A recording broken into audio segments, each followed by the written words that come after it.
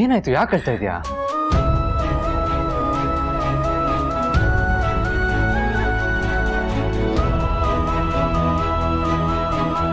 ಇದೇನ್ ಬಾರು, ನೆನ್ನೆ ನೋಡಿದಾಗ ಚೆನ್ನಾಗೇ ಇತ್ತಲ್ಲ, ಹೇಗೆ ಕಟ್ಟಾಯ್ತು? ಅದೇ ನನಗೂ ಗೊತ್ತಾಗ್ತಿಲ್ಲ ಯಜಮಾನ್ರೆ. ಇವತ್ತು ನಾನು ಈ ಸೀರೆನ ಉಟ್ಕೋಬೇಕು, ಅದನ್ನ ನೋಡಿ ನಮ್ಮ ಪುಟಾಣಿ ಖುಷಿ ಪಡಬೇಕು, ಅವಳ ಖುಷಿನ ನಾನು ಕಣ್ ತುಂಬ್ಕೋಬೇಕು ಅಂತೆಲ್ಲ ಅನ್ಕೊಂಡಿದ್ದೆ. ನೋಡಿದ್ರೆ ಈ ರೀತಿ ಆಗೋಯ್ತಲ್ಲ ಯಜಮಾನ್ರೆ. ಈ ಸೀರೆ ನನ್ನ ಮಗಳು ನನಗೆ ಕೊಟ್ಟು ಮೊದಲನೇ ಉಡುಗೊರೆ.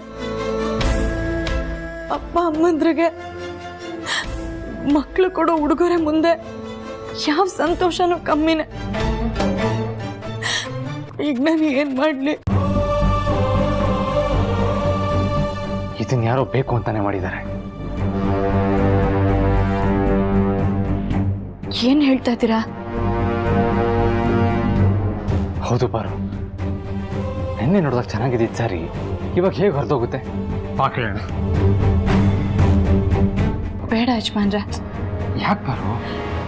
ನಾವ್ ಯಾರನ್ನ ಅಂತ ಕೇಳೋದು? ನಾವ್ ಯಾರನ್ನೇ ಕೇಳಲಿ ಅವರು ಬೇಜಾರು ಮಾಡ್ಕೋತಾರಲ್ವಾ? ಈ ರೀತಿ ಕೇಳೋದು ಸರಿನೂ ಅಲ್ಲ. ಅದು ಅಲ್ಲದೆ ನಮ್ಮ ಪುಟ್ಟಿಗೇನಾದ್ರೂ ಗೊತ್ತಾದ್ರೆ ಅವಳು ತುಂಬಾ ಬೇಜಾರು ಮಾಡ್ಕೋತಾಳೆ. ಆಮೇಲೆ ಅವಳನ್ನ ಸಮಾಧಾನ ಮಾಡೋದು ತುಂಬಾ ಕಷ್ಟ ಆಗುತ್ತೆ. ಮತ್ತೆ ನಮ್ಮ ಮಗಳು ಕೊಟ್ಟಿರೋ ಸೀರೆನ ಉಟ್ಕೋಬೇಕು ಅಂತ ಆಸೆ ಪಡ್ತಾ ಇದ್ಯಲ್ಲ ಪಾರು.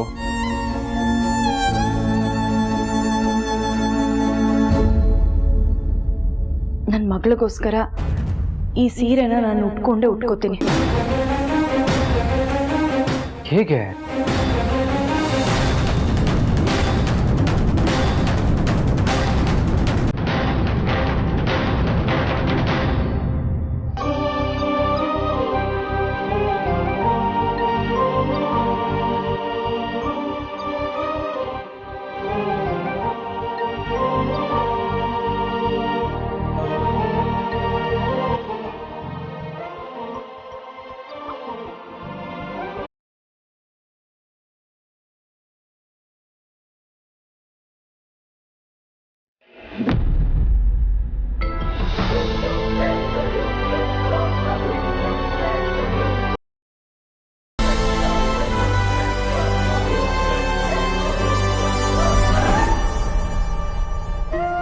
ಜನನಿ ಪುಟ,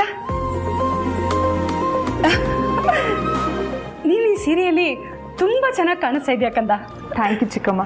ಇರು, ನಿನಗೆ ಯಾರು ಕೆಟ್ಟ ದೃಶ್ಯನೂ ತಾಗದೇ ಇರಲಿ ಅಂತ ದೃಶ್ಯ ತೆಗಿತೀನಿ. ನಾಯಿ ಕಣ್ಣು, ನರಿ ಕಣ್ಣು, ಕಾಗೆ ಕಣ್ಣು, ಗೂಬೆ ಕಣ್ಣು, ಯಾರ ಕೆಟ್ಟ ದೃಶ್ಯನೂ ನನ್ನ ಮಗಳ ಮೇಲೆ ತಾಗದೇ ಇರಲಪ್ಪ ದೇವ್ರೇ.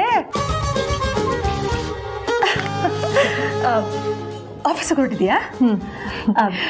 ಹೋಗಿ ಬರ್ತೀನಿ. ಜನನಿ ಹೇಳಿ ಚಿಕ್ಕಮ್ಮ. ಅಲ್ಲಮ್ಮ ಜನನಿ, ನೀನು ಗೃಹಿಣಿ ಆಗಿದ್ದೋಳು ಕಂಪನಿ ವ್ಯವಹಾರಗಳನ್ನ ನೋಡ್ಕೊಳ್ಳೋಕೆ ಶುರು ಮಾಡಿರೋದು ನನಗೇನೋ ಸಂತೋಷದ ವಿಷಯನೇ. ಆದರೆ ಅದ್ರ ಜೊತೆಗೆ ಸಂಸಾರದ ಬಗ್ಗೆನೂ ಸ್ವಲ್ಪ ಗಮನ ಕೊಡಲೇಬೇಕಲ್ವೇನ್ಮ? ನನ್ನ ಸಂಸಾರಕ್ಕೆ ಏನಾಗಿದೆ? ಚೆನ್ನಾಗೇ ಇದೆಯಲ್ಲ. ಅಲ್ಲೇ ನೋಡಮ್ಮ ನೀನು ಎಡುತ್ತಿರೋದು. ಅಲ್ಲಮ್ಮ, ಅಲ್ಲಿ ಅಂದ್ರೂ ನೋಡಿದ್ರೆ ಮೀಟಿಂಗು ಅಂತ ಬೇರೆ ಬೇರೆ ಊರಿಗೆ ಹೋಗ್ತಿರ್ತಾರೆ. ನೀನು ದಿನ ಆಫೀಸ್ ಕೆಲಸದ ಮೇಲೆ ಬ್ಯುಸಿಯಾಗಿರ್ತೀಯ.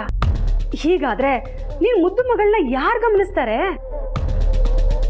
ಯಾಕಂದ್ರೆ ಈಗಾಗಲೇ ಮಗು ಎಲ್ಲದಕ್ಕೂ ಪಾರು ಅಂತಿರತ್ತೆ.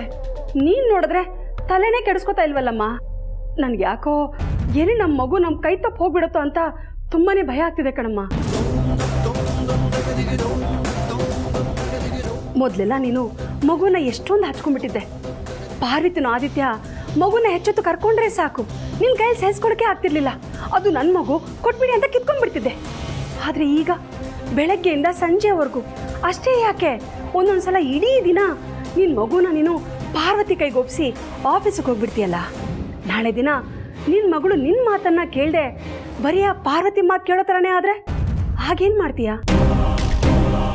ಅದು ಸಾಲದು ಅಂತ ಮಗು ತಂದೆ ಜೊತೆ ಜಾಸ್ತಿ ಟೈಮ್ ಇಲ್ಲದೆ ಆದಿತ್ಯನ ಜೊತೆನೇ ಇರ್ತಾಳಲ್ಲ. ನಾಳೆ ದಿನ ಮಗು ತಂದೆಗಿಂತ ಜಾಸ್ತಿ ಆದಿತ್ಯನೇ ನೆಚ್ಕೊಂಡ್ರೆ ಹಾಗೇನು ಮಾಡ್ತೀಯ? ಆಗ ನಿನಗೆ ಅಭದ್ರತೆ ಕಾಡಲ್ವಾ? ಖಂಡಿತ ಕಾಡಲ್ಲ. ಮುಂದೆ ಕಾಡೋದು ಇಲ್ಲ. ಅದೇ ಹೇಗಮ್ಮ ಇಷ್ಟೊಂದು ಖಚಿತವಾಗಿ ಹೇಳ್ತಿದ್ಯಾ? 3 ವರ್ಷದ ಹಿಂದೆ ಆಗಿದ್ದಿದ್ರೆ ನನಗ ಭಯ ಇತ್ತು, ಮಗು ಮೇಲೆ ತುಂಬ ಇನ್ಸೆಕ್ಯೂರಿಟಿ ಕಾಡ್ತಾ ಇತ್ತು. ಆದರೆ ಈಗ ನನಗ ಭಯ ಇಲ್ಲ. ಆದಿಭಾವನಿಂದ ಆಗಲಿ ಪಾರ್ವತಿ ಅಕ್ಕನಿಂದ ಆಗಲಿ ನನ್ನ ಮಗುನ ನನ್ನಿಂದ ದೂರ ಮಾಡೋದಕ್ಕೆ ಸಾಧ್ಯನೇ ಇಲ್ಲ.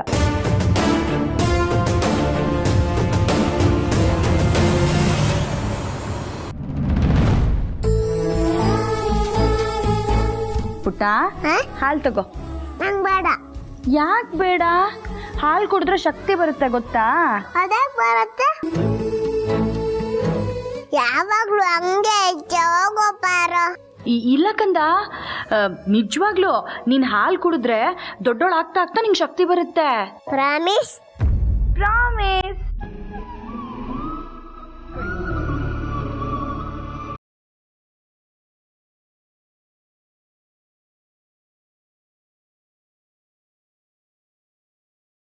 ಪುಟ್ಟಿ, ನೀನ್ ಕೊಟ್ಟಿರೋ ಸೀರೆ ಉಟ್ಕೊಂಡಿದೀನಿ. ಈ ಸೀರೆಲ್ ಹೇಗ್ ಕಾಣ್ತಾ ಇದ್ದೀನಿ? ಪಾರು, ಹಾಲಲ್ಲಿ ಯಾಕೆ ಸ್ವೀಟ್ ಕಮ್ಮಿ ಇದೆ? ಹಾಲಿಗೆ ಬೆಲ್ಲ ಹಾಕಿದೀನಿ ಪುಟ್ಟ, ಅದಕ್ಕೆ ನಿಂಗೆ ಹಂಗ ಅನ್ಸ್ತಾ ಇದೆ. ಹೌದಾ? ಮುಂದಿನ ಸಲ ಜಾಸ್ತಿ ಹಾಕು. ಕೊಡಿ.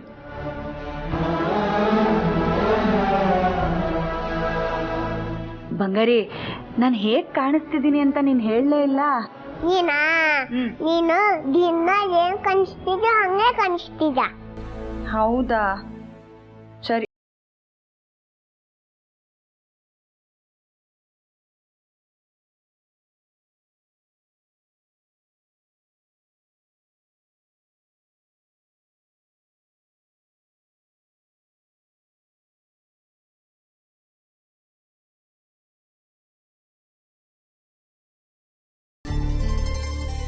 ಆ ಸೀರೆ ಸೂಪರ್.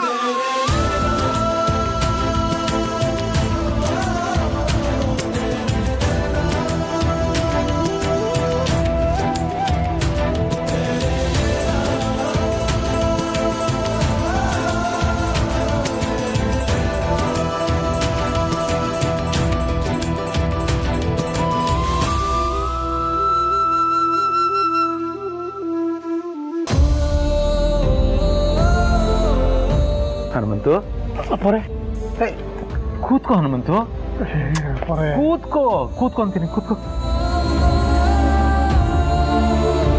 ಈಗ ನೀನು ನಮ್ಮ ಮನೇಲಿ ಕೆಲಸ ಮಾಡೋನಲ್ಲ, ನಮ್ಮ ಬೀಗರು. ಹಾಗಂತ ಬಂದಿದ್ದಾರಿನ ಮಾಡೋ ಕೆಲಸನ ಮರೆಯಕ್ಕಾಗುತ್ತಾ ಪೋರೆ? ಯಾವುದನ್ನು ಮರೆಯಕ್ಕಾಗಲ್ಲ ಅಲ್ವಾ ಹನುಮಂತು? ಹಾಗಾದ್ರೆ ಪಾರ್ವತಿ ಜೀವನದಲ್ಲಿ ನಡೆದಿರೋ ಘಟನೆನ ನೀನು ಮರ್ತಿಲ್ಲ ಅಲ್ವಾ? ಯಾವ ವಿಷಯದ ಬಗ್ಗೆ ಮಾತಾಡ್ತಿದ್ದೀರ ಅಂತ ಗೊತ್ತಾಗ್ಲಿಲ್ಲ ಅಪ್ಪೋರೆ. ಪಾರ್ವತಿ ಜನನಿಗೆ ತನ್ನ ಮಗುನ ತ್ಯಾಗ ಮಾಡಿದ ಸತ್ಯದ ಬಗ್ಗೆ ಮಾತಾಡ್ತಿದ್ದೀನಿ. ಪಾರ್ವತಿ ತನ್ನ ಮಗು ಸತ್ತೋಯ್ತು ಅಂತ ಸುಳ್ಳು ಹೇಳಿ ಜನನಿ ಮಡಿಲಿಗೆ ಹಾಕಿದಾಳಲ್ಲ, ಅದ್ರ ಬಗ್ಗೆ ನಿನಗೆ ಯಾವತ್ತೂ ನೋವು ಆಗೇ ಇಲ್ವಾ? ನಿನ್ನ ಮೊಮ್ಮಗು ನಿನ್ನ ತಾತ ಅಂತ ಕರಿಬೇಕು, ಆದಿತ್ಯ ಪಾರ್ವತಿನ ಅಪ್ಪ ಅಮ್ಮ ಅಂತ ಕರಿಬೇಕು ಅಂತ ನಿನ್ಗೆ ಆಸೆ ಇಲ್ವಾ? ಇದೆ ಅಪ್ಪೋರೆ. ಯಾರಿಗೇ ಆಗಲಿ ವಯಸ್ಸಾದ ಕಾಲಕ್ಕೆ ತನ್ನ ಮೊಮ್ಮಕ್ಕಳ ಜೊತೆ ಆಟ ಆಡ್ಕೊಂಡಿರ್ಬೇಕು ಅನ್ನೋ ಆಸೆ ಇದ್ದೇ ಇರುತ್ತೆ ಅಪ್ಪೋರೆ. ನಾನೇನು ಮೊಮ್ಮಗಳ ಜೊತೆ ಆಟ ಆಡ್ಕೊಂಡು ಖುಷಿಯಾಗೇ ಇದ್ದೀನಿ ಅಪ್ಪೋರೆ. ಆದರೆ ಪಾರ್ವತಿ ಆಗಲಿ ದೊಡ್ಡ ಯಜಮಾನ್ರಾಗಲಿ ಅದು ನಮ್ಮ ಮಗಳೇ ಅಂತ ಕರೆಯೋಕ್ಕಾಗಲ್ವಲ್ಲ. ಅದನ್ನು ನೋಡಿದಾಗ ತುಂಬ ಬೇಜಾರಾಗುತ್ತೆ ಅಪ್ಪೋರೆ. ಆದರೆ ಏನು ಮಾಡೋದು, ಇದೆಲ್ಲ ಪಾರ್ವತಿ ನಿರ್ಧಾರ. ಅವಳ ನಿರ್ಧಾರನ ನಾವು ಒಪ್ಪಲೇಬೇಕಲ್ಲ. ಅಲ್ಲ ಹನುಮಂತು, ನೀನು ಯಾಕೆ ಹೀಗೆ ಮಾಡಿದೆ? ಸತ್ಯನ ನೀನು ಯಾಕೆ ಹೇಳೋಕ್ಕಾಗಲ್ಲ ಪಾರ್ವತಿ ಅಂತ ನೀನು ಕೇಳ್ಬೋದಲ್ವಾ? ನಾನು ಪಾರ್ವತಿಗೆ ತಂದೆ ಹೌದು ಅಪ್ಪೋರೆ. ಆದರೆ ಕೆಲವು ವಿಚಾರಗಳಲ್ಲಿ ಅವಳೇ ನನಗೆ ತಂದೆ ಆಗಿರ್ತಾಳೆ. ಯಾವುದು ಬೇಕು ಯಾವುದು ಬೇಡ, ಏನು ಮಾಡಬೇಕು ಏನು ಮಾಡಬಾರ್ದು ಅಂತ ಅವಳೊಂದು ಸತಿ ತೀರ್ಮಾನ ಮಾಡಿದ್ರೆ ಮುಗೀತು. ಅದನ್ನು ಯಾರೂ ಬದಲಾಯಿಸೋಕ್ಕಾಗಲ್ಲ ಅಪ್ಪೋರೆ. ಈ ಮಗು ವಿಚಾರದಲ್ಲೂ ಅಷ್ಟೇ. ಅವಳು ಜನನಿಗೋಸ್ಕರ ತನ್ನ ಮಗುನ ತ್ಯಾಗ ಮಾಡಿರೋದು ನನಗಾಗಲಿ ದೊಡ್ಡ ಯಜಮಾನ್ರಿಗಾಗಲಿ ಗೊತ್ತಿರಲಿಲ್ಲ. ಗೊತ್ತಾದ ಮೇಲೂ ಏನು ಮಾಡೋದಕ್ಕಾಯ್ತು? ಯಾವುದೇ ಕಾರಣಕ್ಕೂ ಈ ಸತ್ಯ ಯಾರಿಗೂ ಗೊತ್ತಾಗಬಾರ್ದು ಅಂತ ಆಡಿ ಮಾಡಿಸ್ಕೊಂಡು ನಮ್ಮ ಬಾಯಿ ಮುಚ್ಚಿಸ್ಬಿಟ್ಲು. ಇದು ನಿಮಗೂ ಗೊತ್ತಿರೋ ವಿಚಾರನೇ ಅಲ್ವಾ ಅಪ್ಪೋರೆ? ಗೊತ್ತಿದೆ, ಆದರೆ ಈ ನೋವನ್ನ ಎಷ್ಟು ದಿನ ಅಂತ ಎಲ್ಲರೂ ಸಹಿಸ್ಕೊಂಡಿರಬೇಕು? ಪಾರ್ವತಿ ಅಷ್ಟು ಧಾರಾಳ ಮನಸ್ಸು ನನಗಿಲ್ಲ ಹನುಮಂತು. ಯಾವುದಕ್ಕೂ ಇವತ್ತು ನಾನು ಪಾರ್ವತಿ ಹತ್ರ ಮಾತಾಡ್ತೀನಿ, ಅವಳು ಒಪ್ಕೋತಾಳೇನೋ ನಂಬಿಕೆ ನನಗಿದೆ. ಒಪ್ಕೊಂಡ್ರೆ ಸಂತೋಷನೇ, ಒಪ್ಕೊಳ್ದೇ ಇದ್ರೆ ಬೇಜಾರಾಗ್ಬಿಡಿ ಅಪ್ಪವ್ರೆ. ಮಾವ. Thank you. ಅಪ್ಪ. ಏನ್ ಮಾವ, ಅಪ್ಪನ ಜೊತೆ ಏನೋ ಚರ್ಚೆ ಮಾಡ್ತಿರೋ ಹಾಗಿದೆ. ನಿನ್ ಬಗ್ಗೆನೆ. ನನ್ ಬಗ್ಗೆನಾ? ಏನ್ ಮಾವ?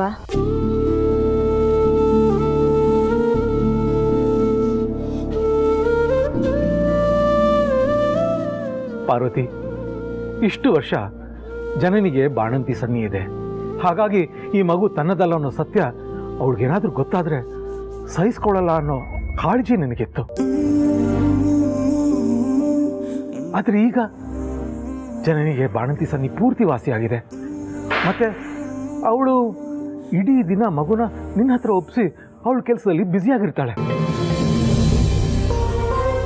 ಅದು ಅಲ್ಲದೆ ಇನ್ನು ಮುಂದೇನು ಅವಳಿಗೆ ಮಕ್ಕಳಾಗೋ ಸಾಧ್ಯತೆ ಇರೋದ್ರಿಂದ ಈ ಮಗು ನಿಂದು ಅನ್ನೋ ಸತ್ಯ ಎಲ್ರಿಗೂ ಹೇಳ್ಬೋದೇನೋ. ಯೋಚನೆ ಮಾಡು.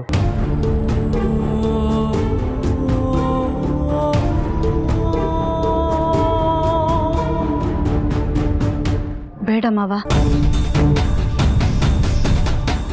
ಯಾಕಮ್ಮ? ಜನನಿ ಇಷ್ಟು ಆರಾಮಾಗಿರೋದಕ್ಕೆ ಬಾಣಂತಿ ಸನ್ನಿ ವಾಸಿಯಾಗಿರೋದೇ ಕಾರಣ ಅಂತ ನೀವೆಲ್ಲರೂ ಅನ್ಕೊಂಡಿದ್ದೀರಾ. ಆದ್ರೆ ಕಾರಣ ಬೇರೆನೇ ಇದೆ. ಬೇರೆ ಕಾರಣ ಇದೆಯಾ? ಏನದು?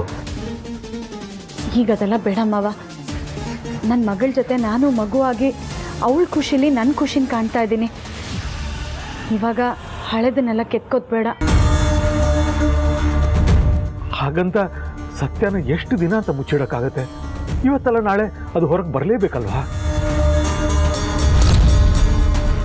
ಆದ್ರೆ ಅದಕ್ಕೂ ಮುಂಚೆ ಜನನಿ ಆರಾಮಾಗಿರೋದಕ್ಕೆ ಬೇರೆ ಕಾರಣ ಇದೆ ಅಂತ ಹೇಳ್ದಲ್ಲ, ಏನದು?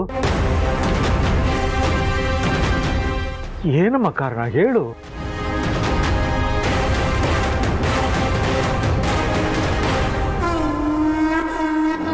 ಆ ವಿಷಯ ಇವಾಗ ಬೇಡ ಮಾವ. ಬಲವಂತ ಮಾಡ್ಬಿಡಿ. ಈಗ ಹಳೆದೆಲ್ಲ ಕೆತ್ಕಿದ್ರೆ ಎಲ್ರಿಗೂ ಬೇಜಾರಾಗುತ್ತೆ. ಅಕ್ಕ, ನಾನು ರೆಡಿ, ಹೊರಡೋಣವಾ? ಎಲ್ಲಿಗೆ ದಾಮಿನಿ? ಅಕ್ಕ ನಿನ್ನೆ ಹೇಳಿದ್ನಲ್ಲ ವೆಂಕಟೇಶ್ವರ ಟೆಂಪಲ್ಗೆ ಹೋಗ್ಬೇಕು ಅಂತ. ಬನ್ನಿ ಹೋಗೋಣ, ಲೇಟ್ ಆಯ್ತು. ಓ, ಹೇಳಿದ್ದೆ, ಆದ್ರೆ ಬರಕ್ಕಾಗಲ್ಲಮ್ಮ, ಸಾರಿ. ನೋಡು, ಜನನಿ ಇನ್ನೇನು ಆಫೀಸಿಗೆ ಹೊರಡ್ತಾಳೆ. ಅವಳು ಹೊರಡೋ ಮುಂಚೆ ಇವತ್ತಿನ ಅಜೆಂಡಾ ಏನು, ಯಾವ್ಯಾವ ಮೀಟಿಂಗ್ ಅಟೆಂಡ್ ಮಾಡಬೇಕು, ಇಂಪಾರ್ಟೆಂಟ್ ವಿಷಯಗಳನ್ನ ನನ್ನ ಹತ್ರ ಡಿಸ್ಕಸ್ ಮಾಡಿನೇ ಹೋಗ್ತಾಳೆ. ಅದಕ್ಕೆ ಅವಳಿಗೋಸ್ಕರ ಕಾಯ್ತಿದ್ದೀನಿ. ನಾನು ಬರಕ್ಕಾಗಲ್ಲ. ಹೌದಾ ಅಕ್ಕ? ನಮ್ ಜನನಿ ಅಷ್ಟೊಂದು ಇಂಪ್ರೂವ್ ಆಗ್ಬಿಟ್ಟಿದ್ದಾಳ? ಹೌದಮ್ಮ, ನಮ್ಮ ಜನನಿಗೆ ಕೆಲಸದ ಬಗ್ಗೆ ಎಷ್ಟೊಂದು ಪ್ರೀತಿ, ಭಕ್ತಿ, ಶ್ರದ್ಧೆ ಇದೆ ಗೊತ್ತಾ? ಅವಳು ನಮ್ಮ ಕಂಪನಿನ ಮುನ್ನಡೆಸ್ಕೊಂಡು ಹೋಗ್ತಾ ಇರೋ ರೀತಿ ನೋಡಿದ್ರೆ ಸಂತೋಷ ಆಗುತ್ತಮ್ಮ. ಸರಿ ಅಕ್ಕ, ಆಯ್ತು. ಹಾಗಾದ್ರೆ ನಾನೊಬ್ಳೆ ದೇವಸ್ಥಾನಕ್ಕೆ ಹೋಗಿ ನಿಮ್ಮ ಹೆಸರಲ್ಲಿ, ಮನೆಯವ್ರೆಲ್ಲರ ಹೆಸರಲ್ಲಿ ಅರ್ಚನೆ ಮಾಡಿಸ್ಕೊಂಡು ಬರ್ತೀನಿ.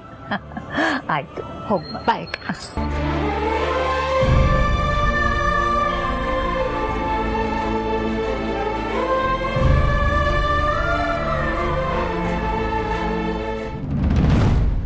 ಅಲ್ಲಮ್ಮ ಜನನಿ, ಅವರು ನಿನ್ನ ಮಗುನ ನಿನ್ನಿಂದ ದೂರ ಮಾಡೋಕ್ಕಾಗಲ್ಲ ಅಂತ ಅದೇಗಮ್ಮ ಇಷ್ಟೊಂದು ಖಚಿತವಾಗಿ ಹೇಳ್ತಿದ್ಯಾ? ನೋಡು, ಯಾವುದೇ ಕಾರಣಕ್ಕೂ ಆ ಆದಿತ್ಯ ಪಾರ್ವತಿನ ನಂಬೋದಕ್ಕಾಗಲ್ಲಮ್ಮ. ಅವರು ನಿನ್ನ ಮಗುನ ಅವ್ರ ಮಗು ಅನ್ನೋ ರೇಂಜ್ಗೆ ಬಿಲ್ಡಪ್ ತಗೊಳ್ತಿದ್ದಾರೆ. ನಿನಗೆ ಅದೆಲ್ಲ ಅರ್ಥ ಆಗಲ್ಲ ಕಣಮ್ಮ. ಪ್ಲೀಸ್ ಚಿಕ್ಕಮ್ಮ, ಅಕ್ಕ ಭಾವನ ಬಗ್ಗೆ ಸುಮ್ಮನೆ ಏನೇನೋ ಮಾತಾಡಬೇಡಿ. ಅವರಿಬ್ರು ಏನು ಅಂತ ನನಗೆ ಚೆನ್ನಾಗಿ ಗೊತ್ತು. ಪಾರ್ವತಿ ಅಕ್ಕ ನನ್ನಿಂದ ನನ್ನ ಮಗುನ ದೂರ ಮಾಡೋದಕ್ಕೆ ಸಾಧ್ಯನೇ ಇಲ್ಲ. ಅದೇ ಹೇಗೆ ಹೇಳ್ತೀಯಾ? ಮಗು ಕಂಟಕದ ಪರಿಹಾರ ಪೂಜೆ ಮಾಡಿಸೋದಕ್ಕೆ ಅಂತ ದೇವಸ್ಥಾನಕ್ಕೆ ಹೋದಾಗ ಅಲ್ಲಿ ಪಾರ್ವತಿ ಅಕ್ಕನ ಹತ್ರ ನನ್ನ ಭಾಷೆ ತಗೊಂಡಿದ್ದೆ. ಭಾಷೆನಾ? ಏನಂತ? ನನ್ನ ಮಗುವಿಂದ ದೂರ ಇರಬೇಕು ಅಂತ. ದೂರ ಇರಬೇಕು ಅಂದರೆ ನನ್ನ ಮಗುನ ನೋಡಲೇಬಾರ್ದು, ಅದ್ರ ಜೊತೆ ಮಾತೇ ಆಡಬಾರ್ದು ಅನ್ನೋ ಅರ್ಥದಲ್ಲ. ನನ್ನ ಮಗು ನನ್ನನ್ನು ಮಾತ್ರ ಅಮ್ಮ ಅಂತ ಕರಿಬೇಕು, ಇನ್ಯಾರನ್ನು ನೋಡಿದ್ರೆ ಅದಕ್ಕೆ ಆ ಭಾವನೆ ಬರಬಾರ್ದು ಅನ್ನೋ ಅರ್ಥದಲ್ಲಿ ಹೇಳಿದ್ದೆ. ಆಗ ಆ ಮಾತಿಗೆ ಪಾರ್ವತಿ ಅಕ್ಕ ಒಂಚೂರು ಬೇಜಾರು ಮಾಡ್ಕೊಳ್ದೆ ಒಪ್ಕೊಂಡಿದ್ರು. ಅಷ್ಟೇ ಅಲ್ಲ, ಕೊಟ್ಟು ಮಾತನ್ನ ಇವತ್ತಿನ ತನಕ ಉಳಿಸ್ಕೊಂಡು ಬಂದಿದ್ದಾರೆ. ಅದು ಅಲ್ಲದೆ ನಾನು ಅವ್ರ ಹತ್ರ ಭಾಷೆ ತಗೊಂಡಿದ್ದೆ ಅನ್ನೋದನ್ನ ಇವತ್ತಿನ ತನಕ ಯಾರ ಹತ್ರನೂ ಬಿಟ್ಕೊಟ್ಟಿಲ್ಲ. ಪಾರ್ವತಿ ಅಕ್ಕ ಬೆಳಗ್ಗೆಯಿಂದ ಸಂಜೆವರೆಗೂ ನನ್ನ ಮಗುಗೆ ಏನೇ ಆರೈಕೆ ಮಾಡಿರ್ಬೋದು, ಆದರೆ ಅದು ನನ್ನ ಮಗು ದೃಷ್ಟಿಲಿ ಸೇವೆ ಮಾತ್ರ.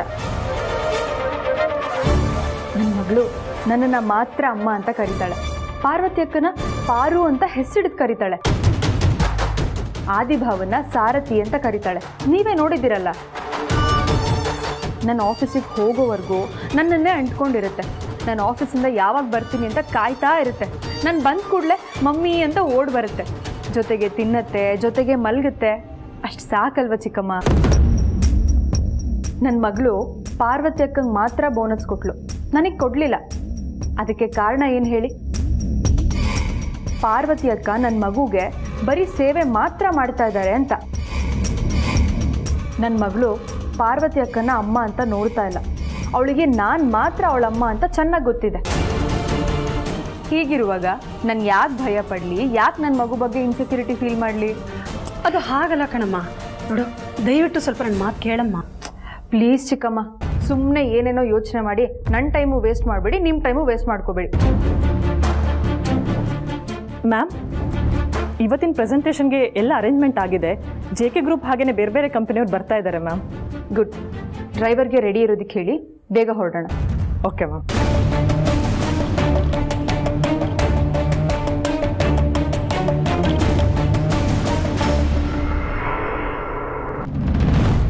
ಈಗ ನೀನು ನನಗೆ ಹೇಳಿಲ್ಲ ಅಂದರೆ ನನ್ನ ಮೇಲೆ ಆಣೆ.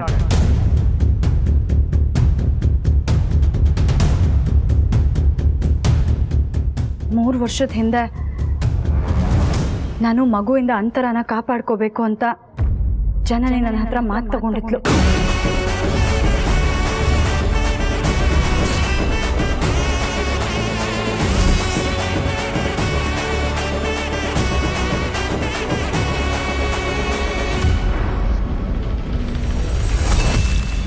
ಪಾರು, ನೀನು ಈ ಮನೆಗೆ ಬಂದು ಹೊಸದ್ರಲ್ಲಿ ಮಗು ಅಳ್ತಾ ಇದ್ರು ಅದನ್ನ ಎತ್ಕೊಂಡು ಸಮಾಧಾನ ಮಾಡದೇ ಇದ್ದಿದ್ದು, ಮಗು ಮೊದಲನೇ ಸಲ ಹೊಸಲು ದಾಟಿದಾಗ ಅದರ ಮೊದಲನೇ ಬರ್ತಡೆಗೆ ಎಲ್ಲರೂ ಮಗುನ ಎತ್ಕೊಂಡು ಮುದ್ದು ಮಾಡ್ತಾ ಇದ್ರೆ ನೀನು ದೂರದಲ್ಲಿ ನಿಂತ್ಕೊಂಡು ಚಪ್ಪಾಳೆ ತಟ್ತಾ ಇದ್ದಿದ್ದು ಜನರಿಗೆ ಕೊಟ್ಟ ಭಾಷೆಯಿಂದನಾ?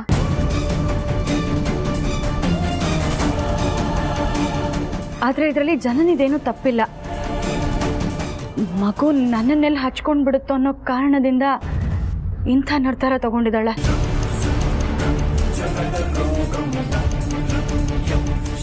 ಯಾವುದೇ ತಾಯಿಗಾಗ್ಲಿ ತಾನು ಹೆತ್ತ ಮಗು ತನ್ನನ್ನೇ ಪ್ರೀತಿಸ್ಬೇಕು ಅನ್ನೋ ಆಸೆ ಇರೋದು ಸಹಜ ಅಲ್ವಾ? ಮಗು ಮೊದಲನೇ ಸಲ ಅಮ್ಮ ಅಂತ ಕರೆದಾಗ ಜನನಿ ಬಂದು ನನ್ನ ಹತ್ರ, ನಾನು ನಿಮ್ಮ ಹತ್ರ ಭಾಷೆ ತಗೊಂಡಿದ್ದು ನೀವು ಮಗುವಿಂದ ದೂರ ಇರಬೇಕು ಅನ್ನೋ ಅರ್ಥದಲ್ಲ, ಮಗು ನನ್ನನ್ನು ಬಿಟ್ಟು ನಿಮ್ಮನ್ನು ಅಮ್ಮ ಅಂತ ಕರಿಬಾರ್ದು ಅನ್ನೋ ಅರ್ಥದಲ್ಲಿ ಅಂತ ಹೇಳಿದ್ಲು. ಅದನ್ನು ಬಿಟ್ಟರೆ ನೀವೇ ಮಗುಗೆ ಆರೈಕೆ ಮಾಡ್ಬೋದು, ಇದಕ್ಕೆ ನಂದು ಯಾವ ಅಭ್ಯಂತರನೂ ಇಲ್ಲ ಅಂತ ಹೇಳಿದ್ಲು. ಆವತ್ತಿಂದ ನಾನು ಮಗುನ ನೋಡ್ಕೋತಾ ಇದ್ದೀನಿ ಅಷ್ಟೆ. ಮಗು ಯಾರ ಹತ್ರನೇ ಇದ್ರೂ ನನ್ನಿಂದ ಮಗು ದೂರ ಆಗಲ್ಲ ಅನ್ನೋ ಧೈರ್ಯ ಜನನಿಗೆ ಬಂದಿದೆ.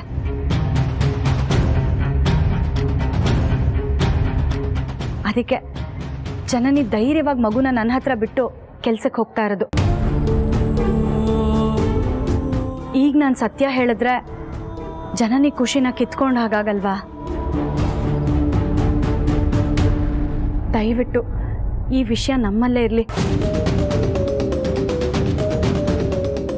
ಮತ್ತೆ ನನಗೆ ಸತ್ಯ ಹೇಳು ಅಂತ ದಯವಿಟ್ಟು ಯಾರೂ ಬಲವಂತ ಮಾಡಬೇಡಿ.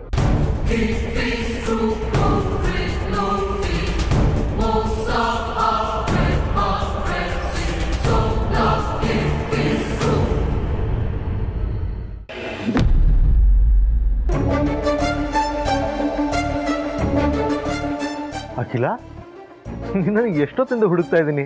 ನೀನು ಇಲ್ಲಿ ಬಂದು 1 hour ಆಯ್ತಂತೆ. ಏನು ಮಾಡ್ತಿದ್ಯಾ? ಜನನಿಗೋಸ್ಕರ ಕಾಯ್ತಿದ್ದೀನಿ ರಘು. ಜನನಿಗೋಸ್ಕರನಾ? ಯಾಕೆ? ಏನು ಹೀಗೆ ಕೇಳ್ತಿದ್ದೀರಾ?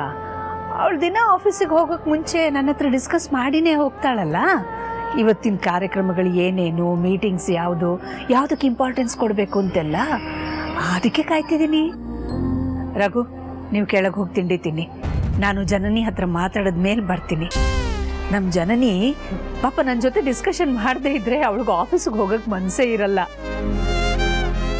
ಆಫೀಸಲ್ಲಿ ಏನೇನು ಮಾಡಬೇಕು, ಯಾವ ಮೀಟಿಂಗ್ಸಲ್ಲಿ ಯಾವ ಉತ್ತರ ಕೊಡಬೇಕು, 100 ಆಪ್ಷನ್ಸು, ಇದನ್ನೆಲ್ಲ ನನ್ನ ಹತ್ರ ಮಾತಾಡಿನೇ ಅವಳು ಹೊರಡೋದು. She is doing an excellent work. ಆದಿ ನಂತರ ಅವಳಿಗೆ ವಹಿಸಿದ ಜವಾಬ್ದಾರಿನ ಹೇಗೆ ನಿಭಾಯಿಸ್ತಾಳು ಅಂತ ಒಂದು ಆತಂಕ ಇತ್ತು. But she is super. ತುಂಬ ಚೆನ್ನಾಗಿ ಕೆಲಸ ಮಾಡ್ತಿದ್ದಾಳೆ. ಯಾಕೆ ರಘು ಸಪ್ಗಾಗ್ಬಿಟ್ರಿ? ಅಖಿಲ, ನೀನು ಯಾರಿಗೋಸ್ಕರ ಕಾಯ್ತಿದೆಯೋ ಅವಳು ಆಫೀಸ್ಗೆ ಹೋಗಿ 1 hour ಮೇಲೆ ಆಯ್ತಾಯ್ತು.